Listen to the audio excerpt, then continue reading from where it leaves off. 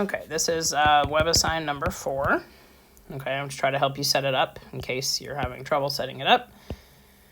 Okay, so you have this. I didn't do number 3 because it's literally exactly like the example that I did. Okay, so you have FG, whatever they call this, I don't know.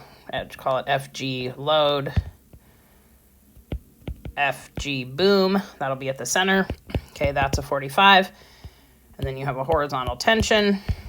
And then you'll have this hinge force again, okay?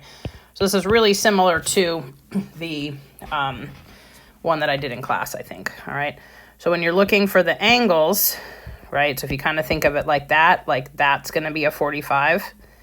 Okay, so I want that component and that component and that component. Okay, so since this is 45, this one's easy because they're all just going to be 45. Okay, but that's 45, so that's 45. Okay, so then if I was doing like complementary angles, I would say that one's 45, right? And then that one's the complement of that, right? Because that's another 90.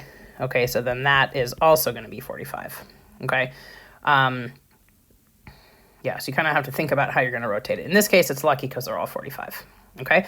All right, and then I'll trust you to get all the components and everything, right? So if I'm summing my torques this way, right, I'm going to have the torque from this one and this one going one way, and then the tension torque going the other way.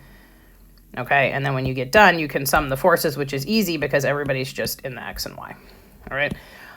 The other thing I was going to show you, sometimes, right, it might be easier to make, so this one we're doing the perpendicular, oops, that's not how you write it. The perpendicular force times the radius. Okay, but you could also do the force times the perpendicular radius. As long as those two things are perpendicular, it's fine, okay?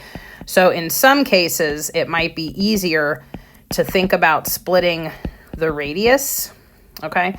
You kind of just got to feel it out. I don't know. I do it both ways, all right? So if you wanted to, from this pivot point, right, you could get this distance, right? And then you could get this distance, and you could get this distance to be perpendicular to this one, okay? So in that case, you wouldn't be splitting the forces, you'd be splitting the radius, okay? So either way, you're adding in a sine or cosine component, all right? So it doesn't really matter, all right? But the idea is that that force and that radius, you see, have to be perpendicular, okay? Or like in the case of this, the force and the radius are perpendicular, right? So either way, it doesn't matter which one you change, just as long as they get perpendicular.